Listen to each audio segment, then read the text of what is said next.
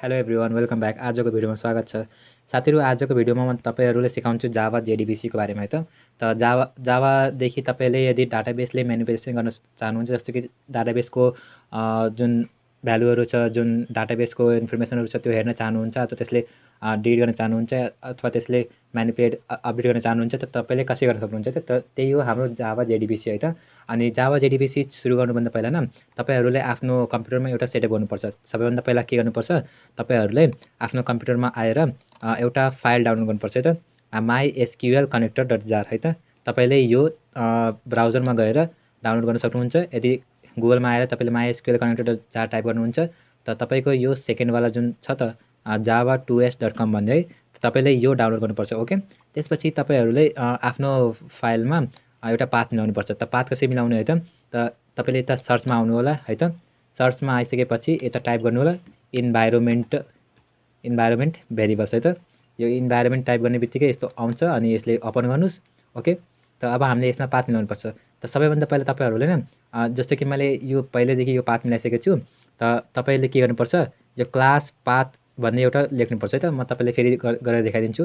तपाई न्यूमा आउनु होला है त, अनि सबैभन्दा यसमा के लेख्नु होला, CLASS class PATH class path है त।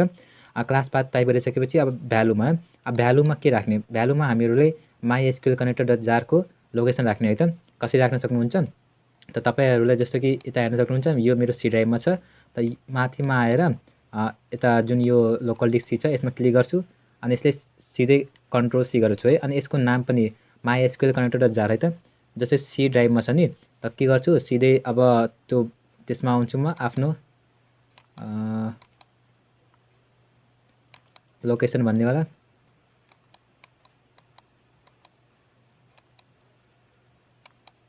यसमा आएर अब तपाईले के दिनुपर्छ, C drive capital C double underscore है त, यस्तो ब्याकस्ल्यास होला है, ब्याकस्ल्यास होला। त्यसपछि तपाईले mysql connector.jar है त। मतलब तपाईले आफ्नो mysql connector.jar को लोकेसन दिनुहुन्छ नि। अब तपाईले लोकेसन दिइसकेपछि यस्तो सेमिकोलन दिनु होला, अनि फेरि एउटा फुल स्टप, त्यसपछि फेरि सेमिकोलन है त। तपाईले यो दिनुपर्छ। यदि दिनु भएन भने तपाईको यो काम गर्दैन। ओके, मतलब तपाईले लोकेसन दिइसकेपछि सी ड्राइभमा छ, अनि त्यसपछि .jar टाइप गरिसकेपछि सेमिकोलन डट, त्यसपछि फेरि सेमिकोलन है त। यो तपाईले दिनु होला अनि ओके गरिदिनु होला। त्यसपछि तपाईको पाथ सेभ भइहाल्छ है त। अनि ओके गर्छु म। ओके, त्यो मैले पहिलेदेखि गरिसकेको छु, त्यो म गर्दैन। सो अब म के गर्छु, त्यसपछि म सबैभन्दा पहिला आएर एउटा फाइल बनाउँछु है त, नयाँ प्रोजेक्ट। ओके, सो न्यूमा आउँछु। अनि न्यूमा आइसकेपछि यता प्रोजेक्ट लिन्छु एउटा जावा प्रोजेक्ट। सो जावा प्रोजेक्टको नाम के लेख्छु भनेपछि एउटा नयाँ प्रोजेक्टको नाम लिन्छु। यसको नाम के दिउँ भनेपछि जावा प्रोजेक्ट 1 है त, अनि फिनिश गर्छु। ओके, त्यसपछि साथीहरु अब तपाईहरुले त्यो जावाको प्रोजेक्ट बनिहाल्छ है। त्यसपछि तपाईले एउटा क्लास बनाउनु पर्छ है। त कसरी बनाउन सक्नुहुन्छ, त फेरि फाइलमा आउनु होला, न्यूमा जानु होला, त्यसपछि क्लासमा गएर अब यसमा एउटा सुरुमा क्लास बनाउँछु है त। त क्लासको नाम के राख्छु भनेपछि जावा अथवा जेडीबीसी लेखिदिन्छु है, जेडीबीसी। ओके, तर अब तपाईहरुले यसको सोर्स फोल्डर पनि राख्नु होला है, जुन मैले बनाएको छु नि जावा प्रोजेक्ट 1 है त। म त्यो चुज गर्छु है। यता ब्राउजमा क्लिक गर्छु, त यसमा आएर कहाँ छ भनेपछि जावा प्रोजेक्ट 1 यहाँ छ न। सो सिधै यो जावा प्रोजेक्ट 1 मा जुन एसआरसी लेखेको छ नि यसमा क्लिक गर्छु अनि ओके गर्छु है, किनकि जावा प्रोजेक्ट 1 मा म राख्न चाहन्छु यसले। ओके, सो ओके गर्छु। त्यसपछि अब यसको म मेन मेथड पनि बनाउन चाहन्छु, कन्स्ट्रक्टर बनाउन चाहन्न, मेन मेथड बनाउँछु, त्यसपछि फिनिश गर्छु है। ओके, सो त्यसपछि हाम्रो यो प्रोग्राम स्टार्ट हुन्छ है। अब साथीहरु तपाईले यता प्रोग्राम लेख्नुपर्छ नि।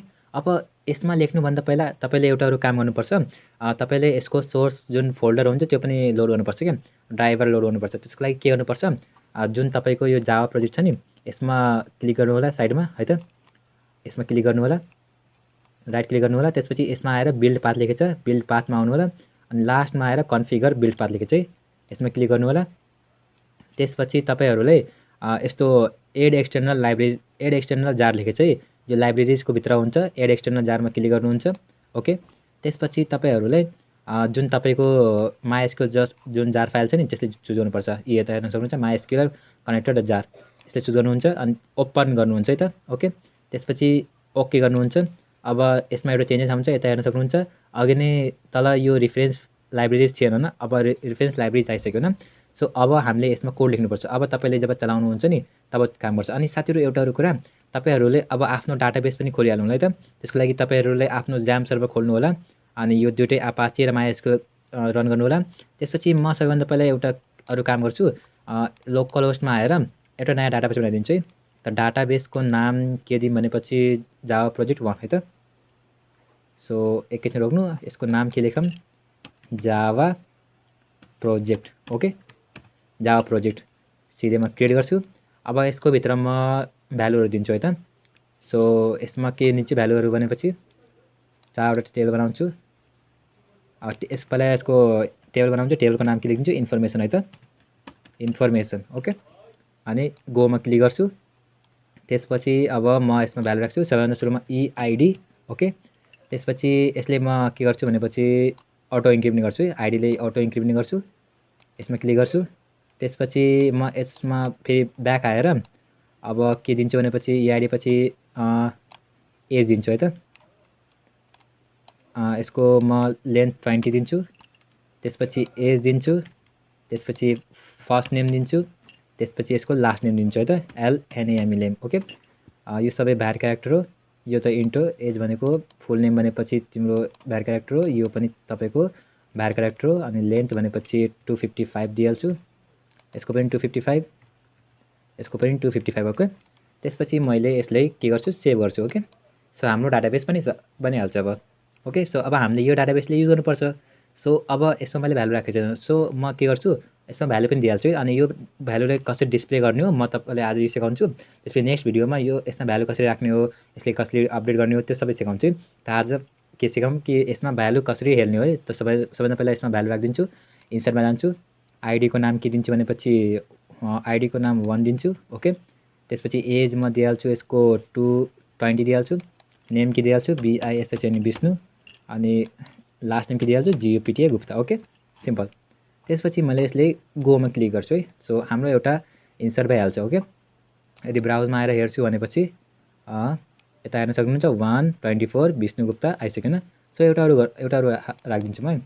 सो यस्तै गरेर एउटा अरू हालिदिन्छु, 2 एज 35, त्यसपछि म के नाम दिइहाल्छु, आदिल लेखिदिन्छु है, AADI आदिल, के हालिदिन्छु, ANSARI। ओके, त्यसपछि म गोमा क्लिक गर्छु। ओके, सो मैले यसमा दुईवटा डाटाबेसको भ्यालुहरू राखिसकेँ। यता ब्राउजमा आउनुहुन्छ, हेर्न सक्नुहुन्छ। सो दुईवटा भ्यालुहरू आइसकेन। अब यो भ्यालु म हेर्न चाहन्छु आफ्नो डाटाबेसमा। ओके, सो अब हामी प्रोग्राम लेख्छौँ है, सिधै प्रोग्राममा जाऊँ। यता हेर्न सक्नुहुन्छ। अब यता हेर्नुहोस् है, त यसमा प्रोग्राम लेख्नुभन्दा पहिला के गर्नुपर्छ यो बुझ्नुहोस्। सो म के गर्छु, एउटा कमेन्ट लिन्छु। ओके, अनि कमेन्ट लिन्छु, त्यसपछि कमेन्टले बन्द गर्छु। ओके, सो सुरुमा के गर्नुपर्छ, 1 नम्बरमा तपाईँले गर्नुपर्छ इम्पोर्ट। ओके, हामीले डाटा के भन्छ ड्राइभरले इम्पोर्ट गरिसक्यौँ है त। अनि सेकेन्डमा के गर्नुपर्छ, हामीले लोड गर्नुपर्छ रेजिस्टरले है त, लोड एन्ड रेजिस्टर के गर्नुपर्छ ड्राइभरले।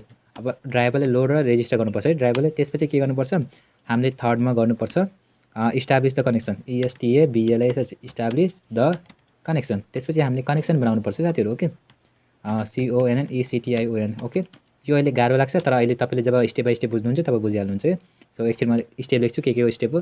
त्यसपछि हामीले के गर्नुपर्छ, स्टेटमेन्टले क्रिएट गर्नुपर्छ है त, create the statement. Okay, statement create गर्नु भनेको तपाईँले स्टेटमेन्ट मतलब काम गर्नको लागि रेडी बनाउनु भएको क्या, त्यस्तो हो कि। अहिले रोक्नु, म बुझाउँछु, सिम्पल छ। अलिक के छैन, यो त कमेन्ट भएको, यो तपाईँले नलेख्नु, यो तपाईँले बुझाउनु लागि म लेखिरहेको छु है त। अब लेखिसकेपछि तपाईँले एक्जिक्युट गर्नुहुन्छ क्वेरीले है त, मतलब जुन क्वेरी लेख्नुहुन्छ स्टेटमेन्टको भित्र त्यसले चलाउनुहुन्छ। ओके, अनि 6मा के लेख्नुहुन्छ, त्यसपछि त्यसले प्रोसेस गर्नुहुन्छ, PROCESS प्रोसेस गर्नुहुन्छ, PROCESS process the query. Okay, QUERY query. त्यसपछि लास्टमा एउटा लास्ट 7 स्टेप के हो भनेपछि क्लोज गर्ने है त।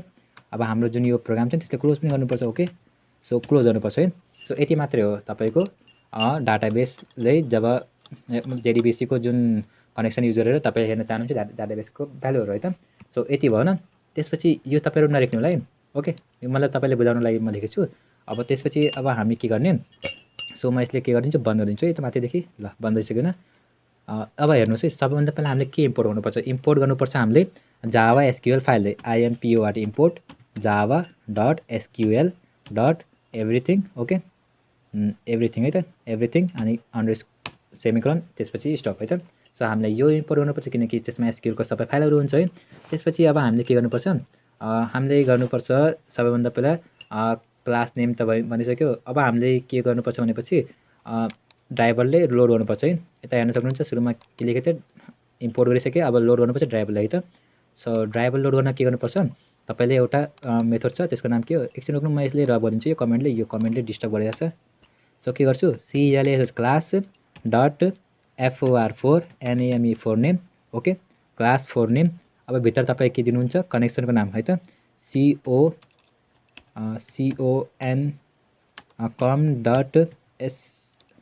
com डट यो अलि मिस्टेक भएछ एकैछिन साथीहरू है ल MySQL dot JDBC dot driver okay. So हामीले यो इम्पोर्ट गर्नुपर्छ। यो मतलब कि हामीले ड्राइभरले रेजिस्टर गर्न कोसिस गरेको छौँ त। सो अब हामीले यता हेर्न सक्नुहुन्छ यसले एरो देखाएको छ नि। अब एउटा कुरा याद राख्नु होला कि हामीले JDBC युज गर्दाखेरि बहुत एक्सेप्सन आउँछ कि त एक्सेप्सन ह्यान्डल कसरी गर्ने हो सिधै के गरिदिनु जुन यो मेन मेथड छ नि यसको अगाडि आएर यो एक्सेप्सन बाहिर फालिदिनु के THROWS थ्रोज के सबै एक्सेप्सन यसले तपाईँले एसक्युएल एक्सेप्सनले दिन्छ कि मतलब कि यसको एउटा एक्सेप्सन आउँछ तपाईँले यसले ट्राई क्याचमा हाल्नुपर्छ। त त्योभन्दा राम्रो सजिलो तरिका के हो सिधै फालिदिनु के बाहिर। सो यो एक्सेप्सन हटिसक्यो यता हेर्न सक्नुहुन्छ ल। त्यसपछि के गर्नुपर्छ हामीलाई दिनुपर्छ कनेक्सन ओके यता हेर्न सक्नुहुन्छ। त्यसपछि के मेथड छ इस्टाब्लिस द कनेक्सन न। अब कनेक्सन इस्टाब्लिस गर्ने त त्यसको लागि कुन क्वेरी भनेपछि CONN एकैछिन रोक्नु यो अलि आयो कनेक्सन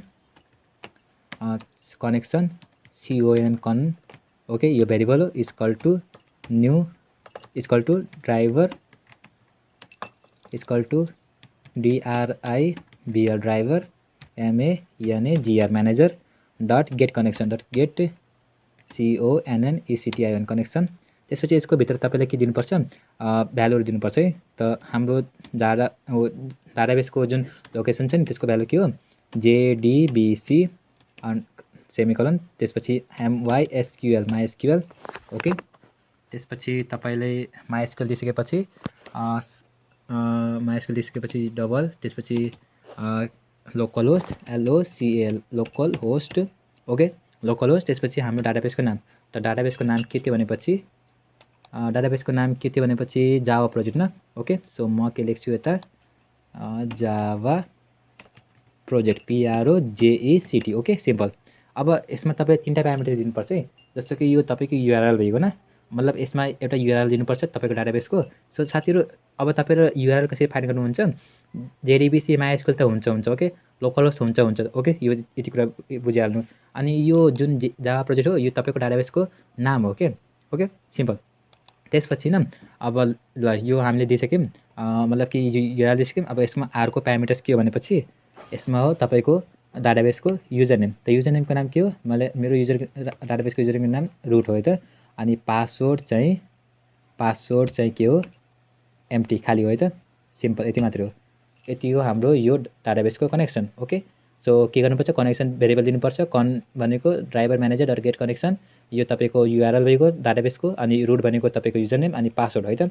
कनेक्सनमा तपाईँले तीनटा कुरा दिनुपर्छ यति याद राख्नु होला URL अनि युजर नेम अनि पासवर्ड।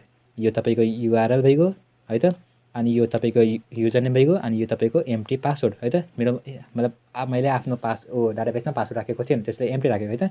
त्यसपछि के गर्नुपर्छ अब हामीहरूलाई यसमा कनेक्सन दिइसकेपछि अर्को स्टेप के भनेपछि प्रिपेयर द स्टेटमेन्ट होला न इस्टाब्लिस द कनेक्सन त्यसपछि क्रिएट द स्टेटमेन्ट। अब हामीले स्टेटमेन्ट क्रिएट गर्नुपर्छ न त स्टेटमेन्ट क्रिएट गर्नको लागि के गर्नुपर्छ भनेपछि न तपाईँसँग एउटा मेथड छ STATE okay STATMENT statement STM देखिहाल्छ त्यसको भेरिएबलको नाम स्टेटमेन्ट STM ओके।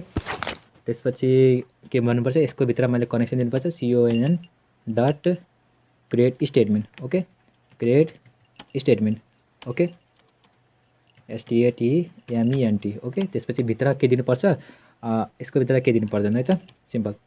ल हामीले स्टेटमेन्ट क्रिएट गरिसकेपछि यो हाम्रो कनेक्सन के मतलब कि स्टेटमेन्टको भित्र कनेक्सन दिनुपर्छ किनकि तपाईँले जुन स्टेटमेन्ट लेख्नुपर्छ त्यो कनेक्सनको भित्र गएर मतलब डाटाबेससँग इन्टरेक्ट गर्छ कि यो। अब हामीले एउटा के लेख्नुपर्छ, क्वेरी लेख्नुपर्छ कि। त क्वेरी लेख्नुभन्दा पहिला न एउटा कुरा बुझ्नु होला कि सिधै क्वेरीले फेच गरौँ है त। त्यसको नाम अब क्वेरी फेच गर्नको लागि तपाईँले एउटा तरिका छ रिजल्ट सेट भन्ने है त, रिजल्ट सेट।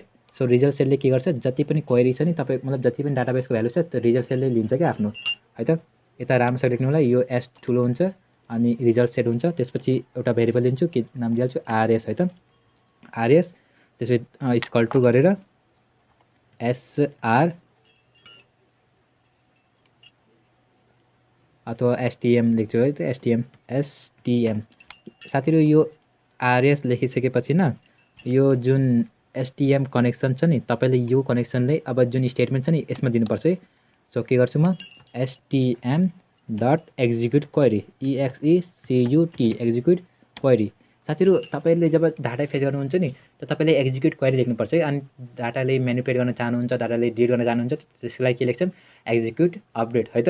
सो अहिले हामी यो बुझ्छौँ, तपाईँ यो पुरा बुझ्नु कि तपाईँले यदि डाटा हेर्न चाहनुहुन्छ, यदि सिलेक्ट कमान्ड युज गर्न चाहनुहुन्छ नि त तपाईँलाई क्वेरी युज गर्नुपर्छ है त त्यसैले।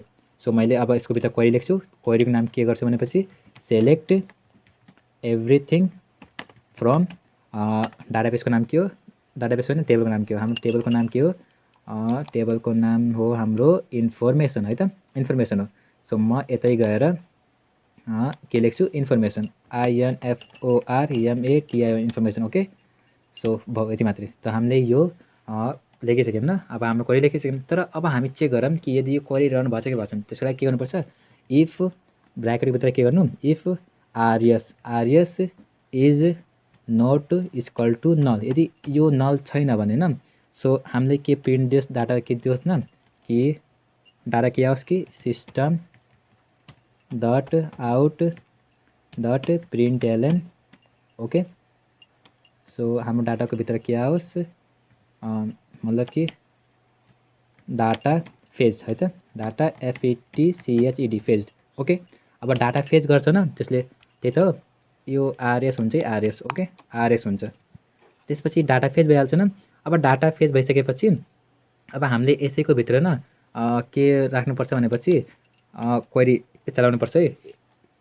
त्यो कस्तो क्वेरी भनेपछि while loop, while RS dot next. Okay जबसम्म आरएसले डाटा फेच गरिरहेछ ओके तबसम्म डाटाहरू आओस्। त डाटाले म कहाँ स्टोर गर्छु, स्ट्रिङ लिएर है त, STRNG स्ट्रिङ। एउटा के थियो हाम्रो, एउटा नेम थियो, EID थियो होइन, त्यो सबै थियो न, EID नेम के थियो हेरौँ त एकचोटि। के थियो भनेपछि EID as fname last name है त, EID as fname last name. त के हो सुरुमा EID हो होइन, EID equal to RS dot get string. Okay यसले स्ट्रिङ लिइहाल्छ, मतलब जुन डाटाबेस लेखिया हुन्छ यसले स्ट्रिङ लिन्छ। त यसमा के राख्छु, EID। ओके ल त्यसपछि म के गर्छु, यसले को नाम म नेक्स्ट लेख्छु है, यो अलि NECT भएको छ त्यसले नेक्स्ट हुन्छ यसको। ल यसले म के गर्छु, कपी गर्छु है त, कपी गर्छु अनि यसले तल आएर पेस्ट गर्छु, चारवटा न 1 2 3 4। सो त्यसपछि के हुन्छ EID, त्यसपछि के थियो EID पछि एज थियो न, यहाँ एज लेख्छु। त यहाँ पनि म एज लेखिदिन्छु है, किनकि यसले एजको भेरिएबलले उठाएर एजमा राख्छ के। ओके साथीहरू, अनि यसमा के लेखिदिन्छु, फर्स्ट नेम अथवा एफ नेम नै लेखिदिन्छु है त। साथीहरू कन्फ्युज नहुनु होला, यो तपाईँको डाटाबेसको स्ट्रिङको हो भेरिएबल, अनि यो तपाईँको मतलब यो तपाईँको जाभाको भेरिएबल हो, यो तपाईँको डाटाबेसको भेरिएबल है। सो यसमा के कन्फ्लिक्ट हुँदैन क्या त्यस्तो। एफ नेम है त, तपाईँले नाम अर्को पनि राख्न सक्नुहुन्छ, एफ नेम। ओके त्यसपछि म यहाँ पनि आएर के गर्छु, L name, LNAME L name. यहाँ पनि आएर के गर्छु, एल नेम है त, LNAME। ओके सो हामीले डाटाले स्टोर गराइसक्यौँ भने फेच गरेर अब के गर्नुपर्छ न, हामीहरूले यो डाटाले हेर्नुपर्छ न। त त्यसको लागि के कमान्ड युज गर्नुपर्छ, system dot out dot printl होइन, के लेख्नुपर्छ, SYSTM system dot out dot println. Okay so अब हामीले यो डाटा हेर्न चाहन्छौँ। त डाटा हेर्नको लागि के कमान्ड हो भनेपछि अब हामीले त्यही सब डाटा न, सुरुमा के छ EID। ओके सुरुमा EID आउँछ, त्यसपछि प्लस गरेर अब भित्र अलिकति स्पेस दिन्छु, त्यसपछि के आउँछ EID पछि तपाईँको आउँछ एज न, एज न, त्यसपछि फेरि भित्र गएर अलि स्पेस दिन्छु। त्यसपछि के आउँछ तपाईँको आउँछ एफनेम, एफ यानि एमिनेम, एफनेम न।